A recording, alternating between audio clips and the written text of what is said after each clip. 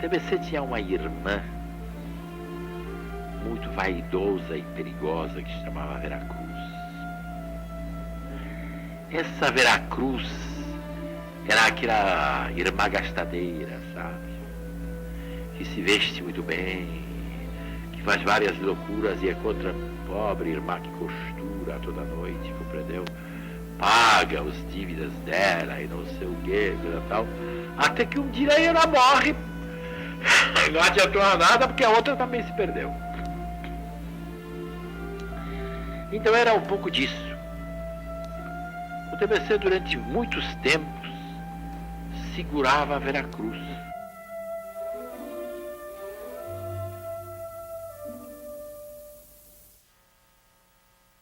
O Franco Zampari, homem maravilhoso, extraordinário, e que no fundo o que ele queria mesmo era fazer teatro também.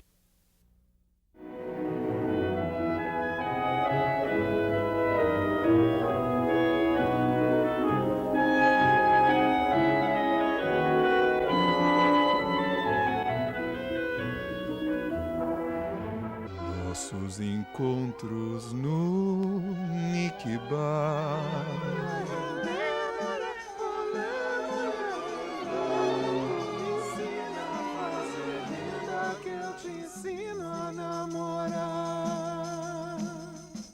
Esse homem que não gostava de aparecer foi o responsável, em São Paulo, pela explosão de duas artes, o teatro e o cinema. Um homem de indústria, um homem de dinheiro, interessado em teatro, era uma coisa inteiramente nova no Brasil da época, pelo menos. Foi um homem muito importante para o teatro, não só para o teatro em São Paulo, como para o teatro no Brasil. O Zampari, um homem extremamente enérgico, de uma vitalidade espantosa, ele estranhava que São Paulo não tivesse teatro. O Franco Zampari foi tratado na imprensa que nem um cachorro. Era um homem apaixonante e apaixonado. A sua paixão pelo teatro, aliada a um temperamento latino, passional, eu acho que extrapolou de ser uma paixão pelo teatro e se tornou a sua razão de viver. Nos grandes empreendimentos, os erros são muitos, mas os acertos também. Um empreendimento deve ser entendido mais pelos seus acertos do que pelos erros.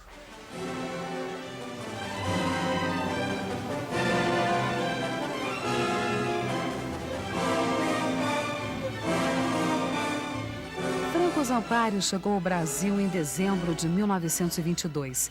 Engenheiro italiano, veio a convite de seu amigo Francisco Matarazzo Sobrinho para organizar a Metalúrgica Matarazzo.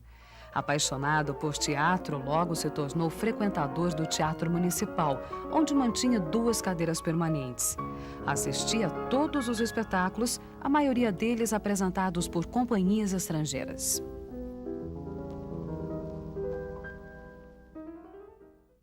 O teatro brasileiro caminhava lentamente. As comédias de costumes e o teatro de revista marcavam a produção teatral. O cinema era artesanal, cenas filmadas à luz do dia e temas picantes, como ditava a moda. A portuguesa Carmen Santos estreava A Carne, no Rio de Janeiro, e José Medina, Fragmentos da Vida, em São Paulo.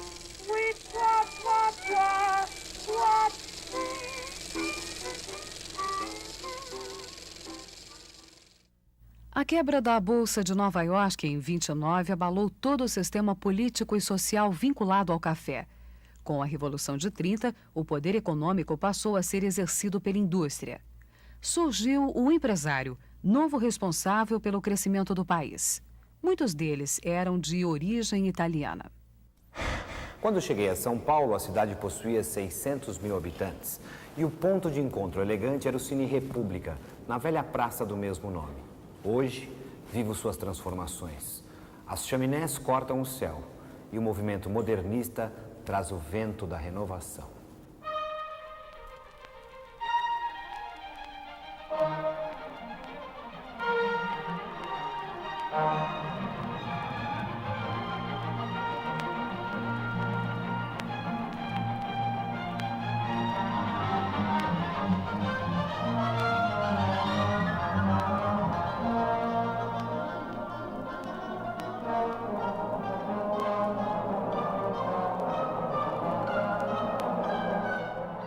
Senti que, tendo recebido tudo em São Paulo, precisava devolver alguma coisa à cidade. Sendo um parque industrial de primeira ordem, com um movimento de renovação literária que se reafirmava, São Paulo não tinha ainda um teatro. Daí, a minha ideia de criar o TBC. O Rio de Janeiro concentrava os acontecimentos culturais. Na década de 30, as companhias estrangeiras traziam óperas, peças de teatro e balés. Os grupos de teatro brasileiros procuravam se afirmar através da comunicação direta entre o ator e o público. O ator era o dono da companhia e sua principal atração. Procópio Ferreira, Jaime Costa e Dulcina de Moraes traduziam bem essa característica. A marca registrada do seu repertório era o humor, mas havia lugar para dramas estrangeiros e algumas peças nacionais. O teatro profissional da época tinha vários defeitos, uma maneira de falar muito artificial, um repertório muito superficial também. Em geral, se escolhiam pequenas comédias comerciais e mal levadas. Até 1930, por exemplo, o ator no Rio de Janeiro, pelo menos, mas eu acho que no Brasil inteiro, quando falava no palco, ele tinha que falar com sotaque lisboeta, porque a forma brasileira de falar não era considerada adequada para o palco. Então, a forma normal do palco era a forma lisboeta.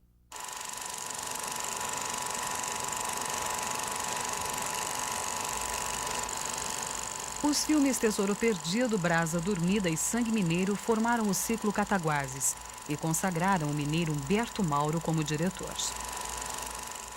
Antes mesmo do período do cinema falado no Brasil, antes mesmo da Cinédia, você já tinha o sonho da indústria cinematográfica, sei lá, espalhado por toda parte.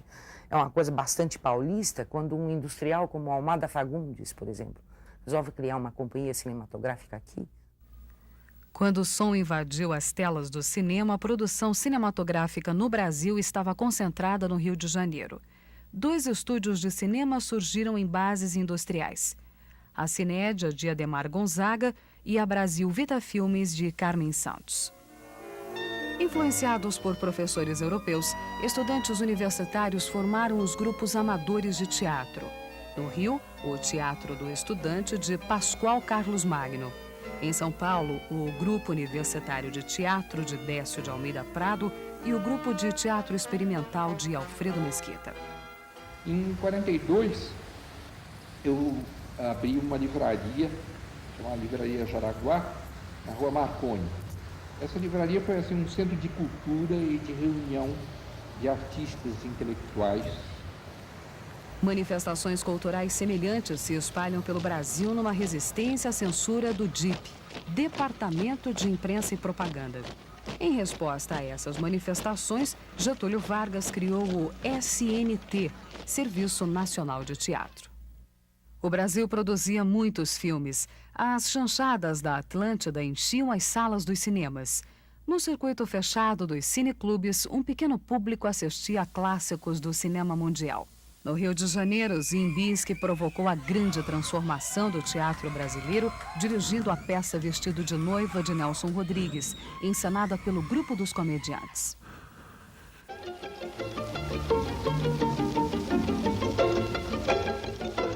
A Segunda Guerra Mundial acelerou o processo de industrialização no Brasil.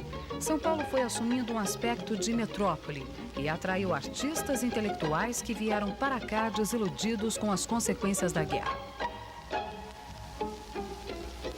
Casado com uma brasileira de família tradicional paulista, Débora Prado Marcondes, Franco Zampari reunia em sua casa industriais italianos e a elite intelectual paulistana. Essas reuniões acabaram criando uma espécie de bodega dell'arte, a moda italiana. A convivência com esses grupos só veio reforçar o interesse de Zampari pelas artes e principalmente pelo teatro. Ele assistia a todos os espetáculos que apareciam de companhias estrangeiras, de companhias nacionais vindas do Rio de Janeiro e de teatro amador, que era uma coisa muito difícil ter um público para teatro amador. Eu tive uma ideia, fazer um apelo ao público. Eu fui à boca de cena e expliquei a razão daquele espetáculo, e dizendo, vejam aí as dificuldades com que nós lutamos. Uma única pessoa, no teatro inteiro, respondeu ao nosso apelo. E essa pessoa foi Franco Zampari. E este homem se apaixona por teatro, escreve uma peça de teatro. A peça é montada em casa do Paulo Assunção, de quem ele era muito amigo, e representada pelos Granfinos, dirigida por Abílio Pereira de Almeida. Aí o vírus do teatro estava inoculado na família. Unido a diversas personalidades da burguesia, Zampari criou a Sociedade Brasileira de Comédia, uma entidade sem fins lucrativos com o objetivo de abrir espaço para o teatro amador. Ele achava que o teatro brasileiro estava passando por uma fase de grande pobreza, pobreza material, pobreza artística. E ele quis valorizar o teatro, não só artisticamente, mas também pelo lado social. O TBC nasceu em São Paulo numa noite de euforia na qual muitos brasileiros sustentavam que só era possível existir teatro na Europa e que no Brasil, durante muitos decênios ainda, teríamos que nos contentar com as companhias que nos visitavam para ver bons espetáculos. Aí então me revoltei. Apostei que no espaço de um ano montaria uma companhia em São Paulo dentro dos melhores moldes. Isto acontecia em 1947. Em 1948, exatamente no dia 11 de outubro, o TBC estreava em São Paulo.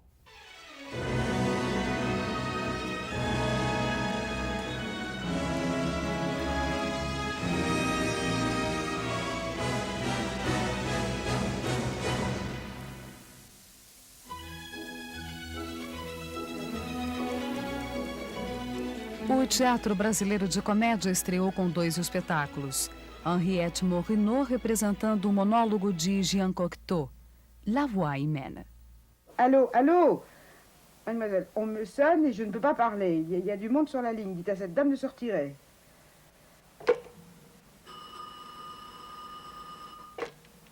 Allô? Allô, c'est toi? O outro espetáculo da noite foi A Mulher do Próximo, escrita e dirigida por Abílio Pereira de Almeida. Nos papéis principais, Cacilda Becker e o próprio Abílio. Além de ter sido um acontecimento social, a estreia do TBC gerou polêmica. O enredo era o seguinte: passava-se no Jockey Club, onde os maridos passavam as tardes dizendo às próprias mulheres que eles estavam jogando. Acontece que naquela época todo mundo tinha por hábito possuir uma garçonnière onde recebia as amantes, as amigas, enfim, uma vida extraconjugal. E havia um truque totalmente guardado no maior segredo, que era o seguinte: quando a esposa telefonasse para o clube pedindo para falar com o marido, a telefonista imediatamente ligava para a garçonnière e fazia o marido e a mulher conversarem através desta ligação. E o Abílio pôs isso na peça, me convidou para fazer o papel principal. Eu aceitei, entusiasmadíssima, e comecei a ensaiar. E eu naquela época trabalhava. E todo mundo na clipe dizia para mim: mas você vai trabalhar nesta peça escandalosa? E eu percebi que eu ia perder o emprego. E não fiz o papel. Esta peça deu disquites, escândalo, foi um horror. Este convite me foi feito apenas porque a atriz que deveria fazer o papel, que era uma moça de sociedade, se recusava a dizer a palavra amante. Aceitei o convite diante de uma proposta financeira. Eu digo: trabalho, mas quero ganhar. Eu não sou amadora mais. Então, contratamos a Cacilda. 2 ou 3 dias depois de ter assinado o contrato, apareceu uma senhora da Sociedade do Rio de Janeiro, que morava aqui em São Paulo, que se propôs ler o papel para mim. Eu assisti a essa leitura. Ela leu o papel com muito talento e se mostrou perfeita nesse papel. E ela queria muito fazer, pelo menos no dia de estreia, que seria uma estreia elegante, um acontecimento social, ela queria fazer esse papel. E eu disse que ela tinha chegado pouco tempo antes, pouco tempo depois, porque nós tínhamos assinado o contrato com Cacilda e não havia mais razão para se romper, nem se poderia romper esse contrato. E ela disse: bem, quanto é que a Cacilda está ganhando? Eu disse: ela está ganhando 5 contos por mês. Ela disse: deixa por minha conta. E tomou o automóvel e foi para o teatro. E eu depois cheguei lá, encontrei Cacilda chorando E disse, o que há com o meu papel, Abílio? Vocês não estão satisfeitos comigo? Eu digo, não, por quê? Não vejo razão para isso. Ele disse, não, é que apareceu aqui uma senhora e me ofereceu 25 contos para que eu deixasse ela fazer o papel somente na estreia. Eu digo, e você aceitou? Ela disse, não, eu recusei, Deus me livre. Isso eu achei um sentido profissional e um sentido artístico extraordinário em Cacilda, que eu até então desconhecia. Foi em outubro de 1948 que aconteceu o TBC, onde atuei como atriz durante 9 anos inteiros. Eu poderia narrar em detalhes os acontecimentos da vida do TBC, tão importantes na história do teatro paulista. Tudo o que se fez se deve à obstinação e teimosia de Franco Zampari e ao seu sentido de autoridade, que fez de cada um de nós atores, diretores e técnicos.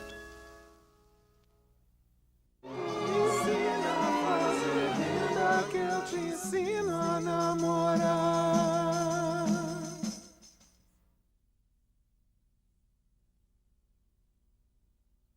Ensina a fazer linda que eu te ensino a namorar. O TBC não foi feito para dar dinheiro. Sua organização é quase completa, forma um ciclo fechado, pois temos uma seção de cenografia, uma seção de carpintaria, uma seção de marcenaria e uma sala especial para ensaios, estudada de forma a ter a mesma acústica de uma sala de espetáculos. A Escola de Arte Dramática foi feita justamente para formar artistas para esse novo teatro de São Paulo e do Brasil, se fosse possível. Além disso, nós queríamos ensinar ética profissional, lutar contra os preconceitos que ainda havia naquele tempo contra o teatro. Além dos preconceitos, o teatro amador enfrentava a inexperiência e o improviso. A noite de 16 de janeiro, que se passava no tribunal americano. Nesse espetáculo havia a formação do tribunal do júri, formado pelos espectadores. Até aconteceu uma coisa engraçada, porque na ocasião estava o dono do bar em frente, o seu Manuel, que é meio ligado assim, aos Lusíadas, né? E quando o corpo de jurados se reuniu para dar o veredito, encarregaram o seu Manuel de dizer se a ré era culpada ou inocente. E seu Manuel, todo empolgado com a responsabilidade de ser o transmissor da sentença, virou para o tribunal e disse: o corpo de jurados decidiu que a ré culpada é inocente.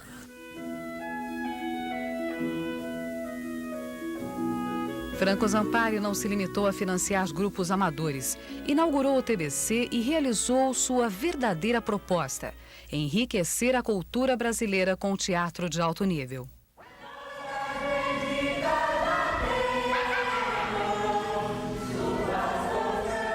Ao lado do Franco Zampari estava o Aldo Calvo, que tinha visão e experiência teatral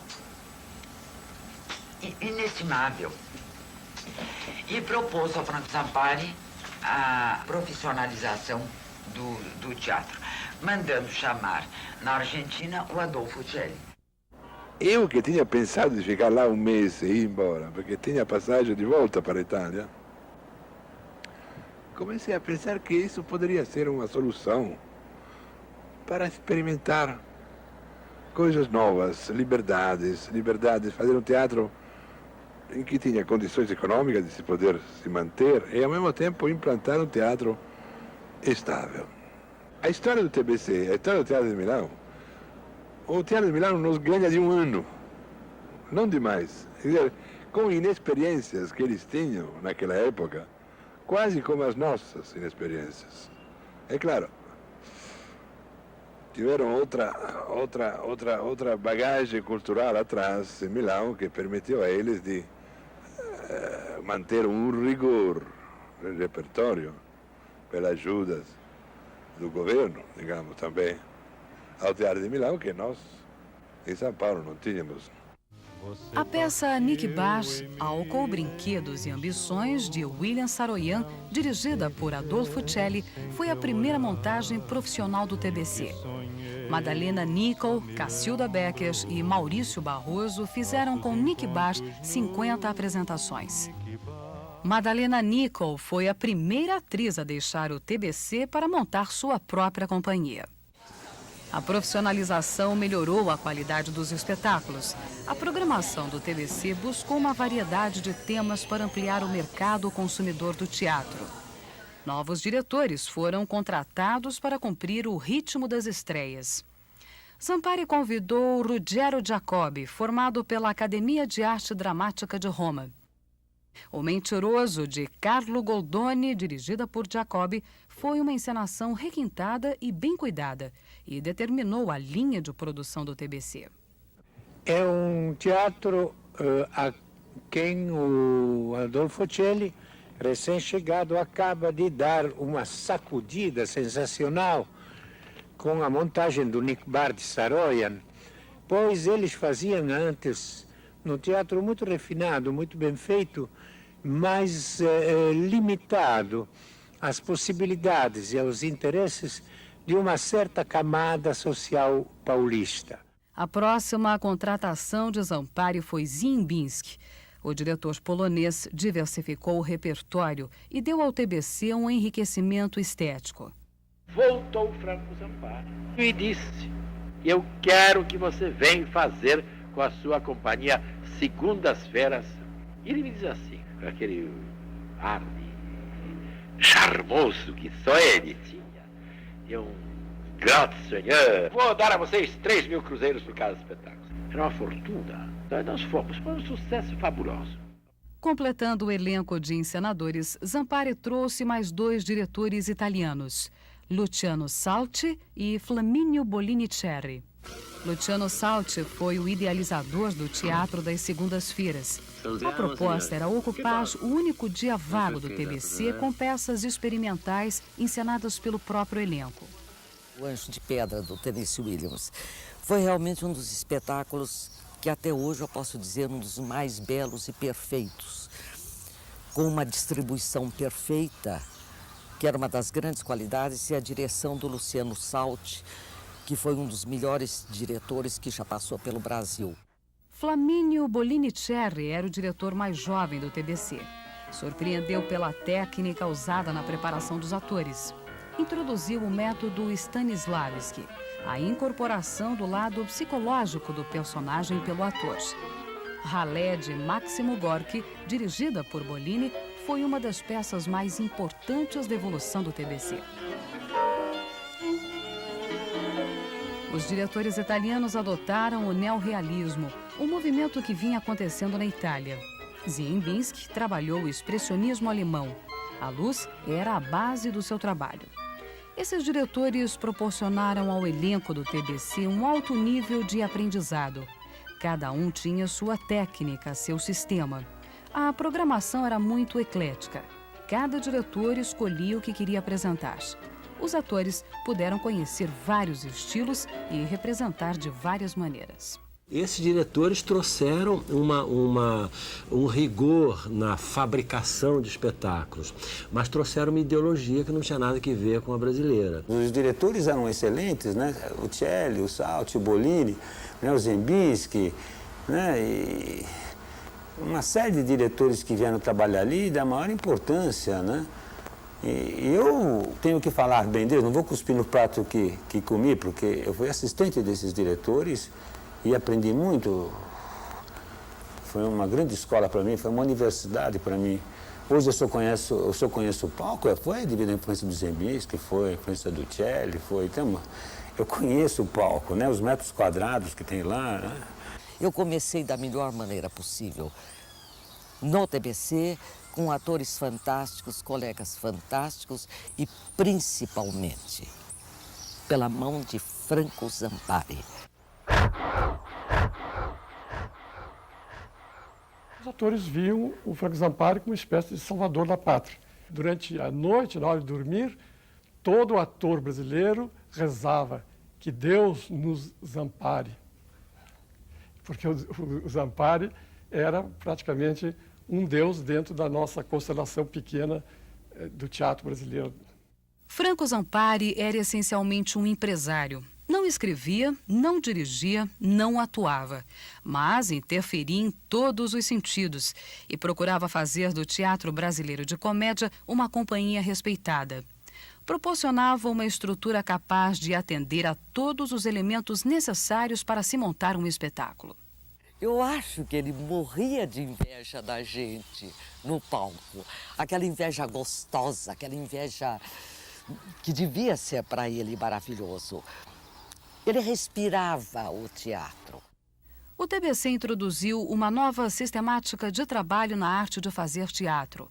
Contratou um elenco permanente, bons cenógrafos, iluminadores e um equipamento de cena atualizado. Porém, foi muito criticado por não ter privilegiado uma dramaturgia nacional. A única coisa que o TBC não fez foi não ter se voltado, talvez, aos aspectos de uma dramaturgia brasileira. A escolha das peças, que é uma coisa importantíssima no teatro, que é a escolha do repertório, eu acho que se fazia através de uma união entre ele, que era o empresário, Franco Zampari, e os encenadores. Não havia teatro político no Brasil por uma razão muito simples, porque o teatro estava relegado a uma faixa de espectadores de burguesia que não tinham nenhuma preocupação sequer literária. A Ronda dos Malandros nasceu da ideia muito ingênua da minha parte de encenar a Drei Groschen Oper de Brecht com as músicas de Kurt Weill. Isso é o que eu queria fazer. Vendo que a censura nunca teria aceito esta obra, era um espetáculo absolutamente fora do comum e fora das regras para a época, que era uma época de respeito absoluto pelos textos escritos. Esse texto que não se sabia se era do autor ou era do encenador ou era de uma equipe, era alguma coisa, na época, inconcebível. O problema da saída, quer dizer, do Ruggero está ligado ao fato de que ele montou lá a Ronda dos Malandros e o Ruggero fez uma adaptação. Parece que, como a peça é uma peça de fundo muito anarquista, ela não se coadunava muito com o espírito dos patrocinadores do TBC. Eu cheguei para fazer espetáculo, de tarde, não é? Para fazer ensaio, tudo isso. O seu Franco Zampari quer falar com o senhor. E acabou-se o que era doce. Você me esquece, senta aqui. Eu tenho uma coisa muito desagradável a te dizer. Imagine. Me estrearam aqui a ópera de 2 de 3 vinténs. Você compreende? Eu não posso ofender os meus amigos. O espetáculo está lotando toda noite. É verdade, lotado toda noite. Eu vou tirar o cartaz. Porque os meus amigos graupinos se sentem ofendidos com esse espetáculo. Não é que o Jeremy fez. Tudo isso é uma provocação. Eu tenho amigos aqui na plateia, eu não posso permitir isso. Ele deixou, tirou. Perdeu tudo que empregou.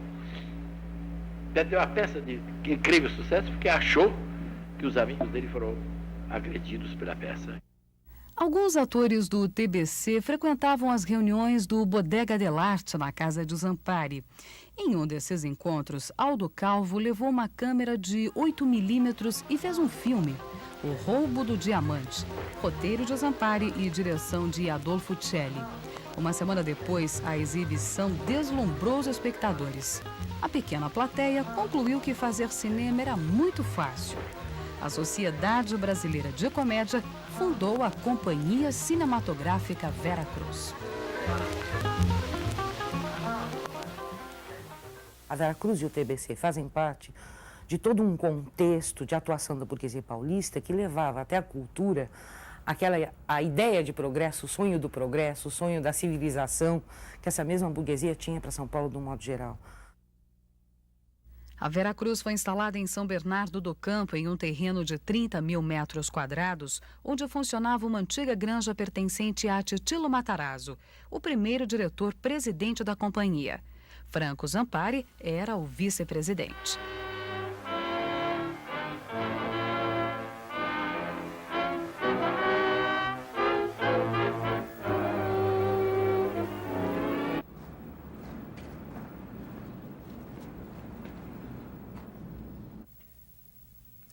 Eu estava disposto a fazer da Veracruz a experiência mais perigosa da minha vida. Acreditava no talento brasileiro.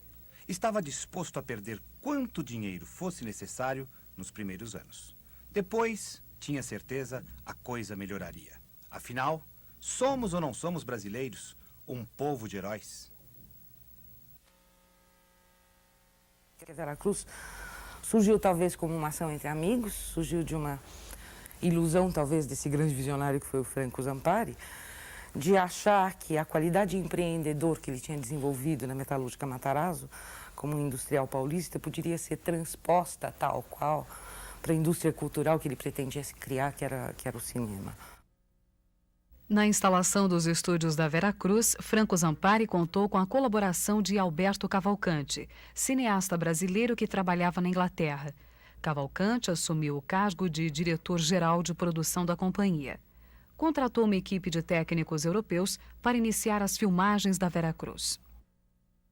O Cavalcante trouxe métodos ingleses aqui para cá, estabeleceu uma forma de produção que vinha muito dos estúdios ingleses, que tinha suas grandes qualidades e tinha também alguns defeitos, que era o problema de ser uma coisa um pouco lenta, de haver uma certa hegemonia do pessoal técnico sobre o pessoal criativo, mas, sem dúvida, foi um passo gigantesco. A primeira produção da Veracruz foi Caissara, um roteiro italiano adaptado e dirigido por Adolfo Celli. Alberto Cavalcante era um homem de uma cultura invulgar, uma cultura geral muito grande. Ele era o único que entendia realmente de cinema. Era o Alberto Cavalcante. Nem os diretores da Veracruz, o Franco Zampari era um empresário. Ele desenhou máquinas e dirigiu uma fábrica de latas, muito importante, mas eram latas. E o Cavalcante era o homem de cinema, mas, justo ao contrário do Franco Zampari, ele era um homem de cinema de arte. Ele não queria nada com empresa, não dava bola para a questão de dinheiro. No Caissara, eu filmei com uma segunda unidade a cena da minha morte. A retranca da vela jogava-me a água, levamos 10 dias. E eu caí na água umas 30 ou 40 vezes. Zampari fechou um contrato de distribuição com a Universal para os 4 primeiros filmes produzidos pela Veracruz. O segundo filme realizado pela companhia foi Terra é Sempre Terra, uma adaptação da peça Paiol Velho, de Abílio Pereira de Almeida. Quando eu escrevi o Paiol Velho, naquele tempo era o início daquelas atividades da companhia Veracruz. E quando o Cavalcante, o Alberto Cavalcante, que era o produtor-geral da Veracruz, leu a peça, ele diz: Abílio, esta peça vai ser a segunda fita da Veracruz. Dentro do que o filme se propôs, dentro de um movimento de renovação do cinema, foi um filme de um padrão artístico muito bom, mas é um filme lento, pesadão. Como no Teatro Brasileiro de Comédia, Franco Zampari contratou para a Veracruz um elenco permanente. Esses atores ganhavam altos salários e tinham vários privilégios. A imprensa e o público os tratavam como estrelas de Hollywood. A Veracruz foi elaborada nos moldes do cinema europeu. Com ela, aconteceu a grande revolução técnica do cinema brasileiro. O que isto sim a Veracruz fez foi cumprir uma etapa fundamental do processo. A famosa industrialização do cinema brasileiro, da qual se falava desde os anos 20, não aconteceu antes da Veracruz, efetivamente.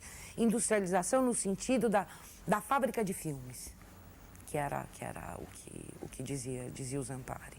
Industrialização no sentido da produção corrente, da produção em série durante 4 anos a fio, que resultou em 18 longas-metragens e vários curtas. Da produção com uma equipe contratada e permanente. da produção com equipamento equiparável ao melhor equipamento que havia nesse momento em qualquer parte do mundo. Descobri que o cinema só dá certo quando se domina integralmente o mercado interno. Houve muito desperdício e não se reconheceram os méritos de um cinema de autor. A Vera Cruz encarnou o mito do cinema industrial. E foi por isso que as imagens do país desse cinema entraram nas palavras das canções. Entraram nas palavras das canções. Aí o anjo nasceu, veio o bandido meteorando. Hitler, terceiro mundo, sem essa aranha, fome de amor. O filme disse: eu quero ser poema, ou mais quero ser filme. E filme, acossado no limite da garganta do diabo. Voltar a Atlântida e ultrapassar o eclipse. Matar o ovo e ver a Vera Cruz. E o samba agora diz: eu sou a luz. Ensina a fazer vida que eu te ensino a namorar.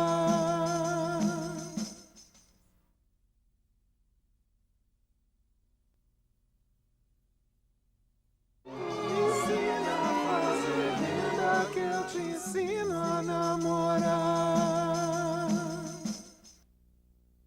O TBC se firmava, o teatro lotava diariamente.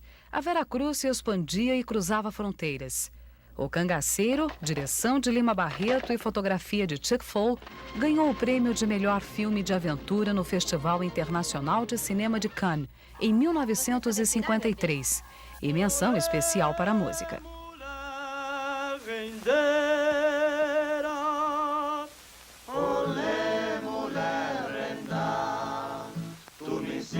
A fazer renda, eu te ensino a namorar. O Zampari tinha um amigo chamado Caio Pinto Guimarães, que leu o Cangaceiro por acaso e achou que aquilo era fabuloso. O Zampari disse: você tá maluco, Caio? Tá maluco? Isso era de bandido? Chegaram a me oferecer dinheiro para desistir de fazer o filme.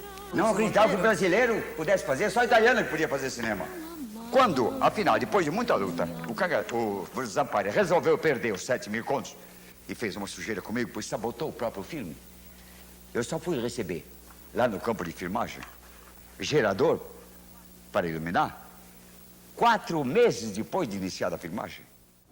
Sim, a Moça, dirigido por Tom Paine com fotografia de Ray Sturges, ganhou o Leão de Bronze no Festival Internacional de Cinema de Veneza e o Urso de Prata no Festival de Berlim. Sim, a Moça foi para o Festival de Veneza, foi um dos primeiros filmes brasileiros a participar de festivais. Depois foi o Cangaceiro em Cannes. E então ele foi assim, sem acompanhamento nenhum, até um jornalista português foi correndo a Paris buscar uma bandeira brasileira, porque no dia que Sim, a Moça passava em Veneza, não tinha nem a bandeira do Brasil lá. E lá a crítica foi muito boa, ele ganhou prêmios e eu concorri. Eu me sinto premiada porque eu concorri com atrizes bastante importantes da época, como Katharine Hepburn e Michelle Morgan. E Lily Palmer. E eu perdi por 2 votos para Lily Palmer, quer dizer, eu me sinto premiada. Apesar do prêmio, a imprensa criticou muito a Vera Cruz porque o filme foi uma adaptação do romance de Maria Dezone Pacheco Fernandes, esposa do presidente do Banco do Estado de São Paulo, entidade que financiava a companhia. O Cangaceiro e Sim, a Moça bateram recordes de bilheteria.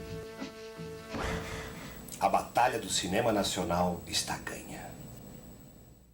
Ao mesmo tempo, as encenações do TBC se caracterizavam por um formalismo estético. Foi importante o TBC? Foi. Muitíssimo. Mas, ao mesmo tempo, trazia no bojo da sua renovação, trazia alguns elementos que tinham que ser combatidos, porque a gente não podia continuar pensando em italiano, a gente tinha que pensar brasileiro, tinha que pensar São Paulo, tinha que pensar com a nossa cabeça e não apenas sermos intérpretes de pensamentos e sensibilidades alheias. Dentro do repertório do TBC, Abílio Pereira de Almeida era um dos poucos autores brasileiros que tinham seus textos encenados. Ele retratava a burguesia paulista de maneira irônica. Abílio também atuava e dirigia na Companhia Cinematográfica Veracruz. Quando se iniciou um terceiro filme no Rio Grande do Sul, que se chamava Ângela, também com uma história idealizada por Cavalcanti, aí houve uma ruptura, romperam relações o Cavalcanti e a Veracruz. Numa emergência, o Franco Zampari mandou a mim e ao Tom Penny assumirmos lá a direção e a produção do filme. E nós tínhamos 2 filmes em mira nesse tempo. Era o Ângela e era um filme do Mazzaropi chamado Sai da Frente. Então eu combinei com o Tom Penny que ele dirigiria o Ângela e eu dirigiria o Sai da Frente. E assim foi feito. Para substituir Cavalcanti, foi contratado Fernando de Barros, que vinha com a proposta de fazer filmes mais baratos em prazos menores. Fernando de Barros trouxe da Atlântida Anselmo Duarte. A primeira produção de Fernando de Barros foi Tico Tico no Fubá. O filme estourou o orçamento previsto. Na Veracruz, roubava-se tudo. Tudo era roubado. Fazia-se um filme, gastava-se tapetes, gastava-se cortinados e madeirame e o diabo, e vestidos, para fazer outro filme. Precisava comprar tudo de novo, porque tudo tinha sido roubado. Entre os técnicos europeus contratados pela Veracruz estava Oswald Raffenrichter, um alemão mestre em montagens curtas e rápidas. Raffenrichter jamais aprendeu português e não conseguia entender o enredo e o senso de humor de alguns filmes. Isso gerava desentendimentos entre o montador e os diretores, o que causava um grande desperdício de filme. A mesma cena tinha que ser refeita várias vezes até se chegar a um acordo, pois Raffenrichter cortava muito. Apesar das dificuldades, ele formou uma geração de montadores no Brasil. Nós tínhamos um editor, um montador, que era Oswald Raffenrichter, de modo que ele era o responsável pela edição. Ele estava acima do diretor do filme. Todo o filme, depois de filmado, o copião ia para lá, para a sala de montagem, para o Raffenrichter cortar e editar o filme. E no Sai da Frente, ele não achava graça nenhuma nos Mazzaropi. Ele jogou metade do filme fora. E eu brigava, não adiantava nada. Quando nós assistimos a estreia do filme no Marachá, ele disse, meu Deus do céu, eu que joguei metade dessas coisas fora, eu não entendi essas graças. Eu disse, pois é, não foi por falta de eu discutir e de eu exigir. Você jogou mesmo. Quem descobriu o Mazzaropi para o cinema foi o Tom Penny. Ele fez um teste conosco, mas nem foi necessário, porque o Mazzaropi abria a boca, a equipe inteira ria, caía na gargalhada. O homem tinha mesmo uma comicidade inata, estava dentro dele esta verve, né? Os filmes de Mazzaropi produzidos na Veracruz fizeram parte de um momento de transformação da companhia. Os problemas financeiros provocaram a implantação de 3 linhas de produção. Uma linha mais popular com filmes como Família Lero Lero, Candinho e Uma Pulga na Balança. As superproduções voltadas para exportação, Sim a Moça, O Cangaceiro e Tico Tico no Fubá. E uma linha mais refinada para o mercado interno, Apassionata e Veneno. O projeto de distribuição da Veracruz fazia supor uma exportação da produção brasileira, como acontecia em todos os países do mundo. A indústria cinematográfica, os produtores, eles fazem 10 filmes e um dos filmes é aquele que vai obter um sucesso internacional que acaba levando consigo, carregando consigo outros filmes de menor impacto, de menor interesse para o público. E, no caso, a Veracruz só não imaginou que quando ela tivesse nas mãos um sucesso internacional, que ganhou um prêmio num festival e que poderia constituir uma grande renda para a companhia, ela fez um contrato com a Columbia Pictures que foi inteiramente danosa para a produtora, porque ela vendeu a preço fixo o filme para o exterior, antes que ele obtivesse aquele sucesso de público, e no instante que esse filme passou a render em vários outros mercados no exterior, a Veracruz realmente não usufruiu, não teve nenhum benefício. Quer dizer, todo o lucro, digamos assim, ficou com a Colômbia. Os sinais de falência da Veracruz eram evidentes. A produção de filmes foi diminuindo. A empresa estava endividada. Eu acho que, no fundo, a Veracruz faliu porque o Franco Zampari se agarrou no seu sonho. Ele não quis desmontar a Veracruz, não quis abrir mão da fábrica, não quis acabar com os estúdios para eventualmente pagar suas dívidas. Ele não quis terminar um processo e começar outro. Floradas na Serra, dirigido por Luciano Salti, foi a última produção da Veracruz de Franco Zampari. Como a Veracruz, o TBC também passava por dificuldades. Adolfo Celli e Luciano Salti deixaram o teatro para fazer cinema. Alguns dos principais atores saíram para formar suas próprias companhias. Após a saída de Nídia Lícia e Sérgio Cardoso, saíram Paulo Altran, Tônia Carreiro e Adolfo Celli. Em seguida, Cacilda Becker, Valmor Chagas, Cleidiácones e Ziembinski. A saída do Celli foi para mim uma desilusão. Celli era o sucessor do meu trabalho aqui no TBC.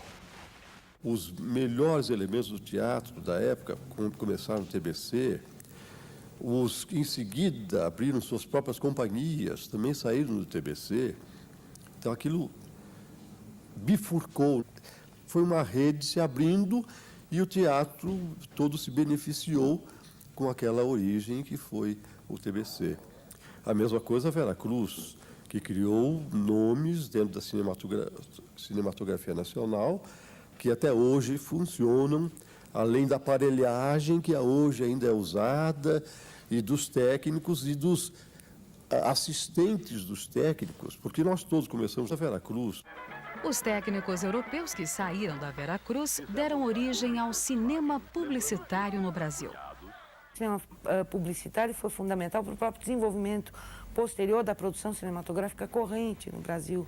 Foi o que possibilitou não só a importação de equipamentos atualizados, que os produtores normais de longa-metragem não tinham cacife para poder bancar, e o cinema publicitário sim, mas a permanência da própria atividade técnica constante.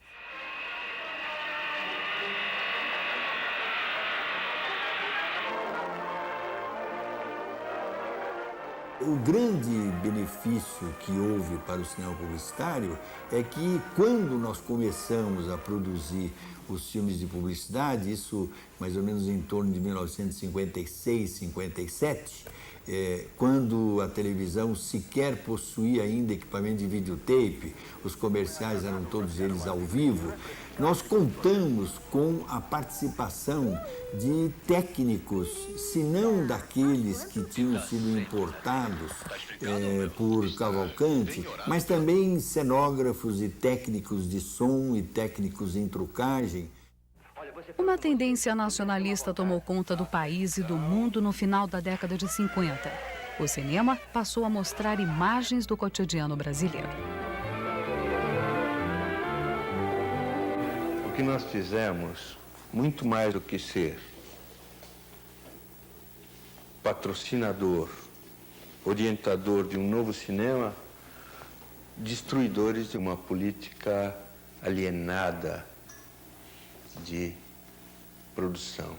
A nossa resposta veio muito mais de uma necessidade de quebra do que de uma necessidade de construção.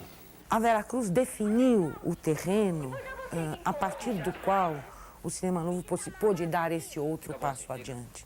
O Glauber falava que a Veracruz tinha sido a Câmara alfabetizada.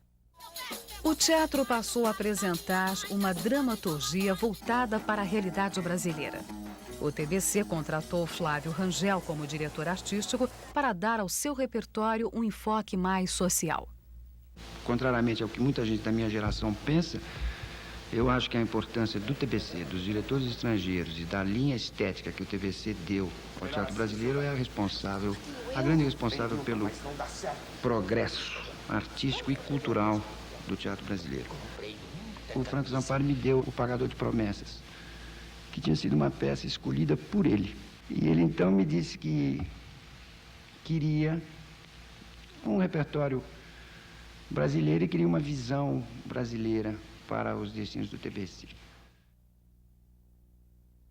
No momento final do TBC, sob o comando de Franco Zampari, a peça Os Ossos do Barão, de Jorge Andrade, com direção de Maurice Vanneau, foi o maior sucesso de bilheteria de toda a história do TBC. A última peça encenada no TBC foi Vereda da Salvação. O espetáculo tinha 40, 50 pessoas na plateia, né? Não foi sucesso, era um fracasso, mas as 50 pessoas pulavam, deliravam. Naquele momento, né, além do momento político ser absolutamente diferente, né, também de grandes solicitações agora, né, mas só que aquela fase foi uma fase infantil, né, da esquerda festiva, etc. Agora estamos, né, vivendo uma democracia, né, e a nossa cabeça é outra. E a Vereda agora é um espetáculo amoroso. É um espetáculo em que eu tento defender essa gente, essa pobre gente brasileira, esses esquecidos, esses olvidados, esses abandonados por esses políticos todos, por esses tecnocratas durante, né, tantos séculos, né? Esse povo está abandonado, a gente está abandonada. E, no entanto, eu quero dizer, não é essa gente esquecida que opta o seu caminho em determinado momento, e que pega uma arma na mão, e que se torna, né, e que se torna messiânico, fanático. Não é uma escolha dele. A escolha foi nossa. Fomos nós que encurralamos essa gente. De uma certa maneira, nós todos somos filhos do TBC, eu acredito. Eu acho que o TBC foi o grupo que realmente organizou e estruturou a sua estética.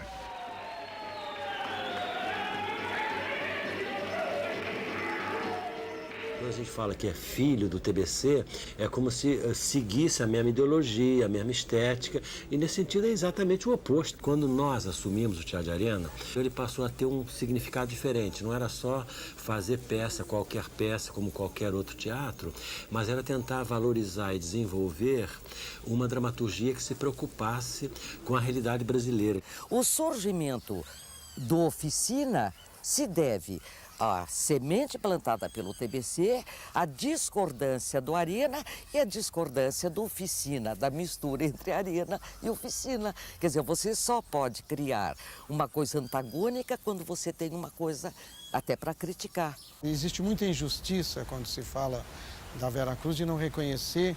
Eu que vivi a época, eu posso dizer que foi realmente uma coisa que, sem o qual depois o que veio a seguir seria difícil. As coisas do Zampari deram muito certo no TBC. Onde ele começou a naufragar foi com a Vera Cruz, que ele colocava todo o dinheiro dele, né, da indústria que ele tinha, e colocava também todo o dinheiro do TBC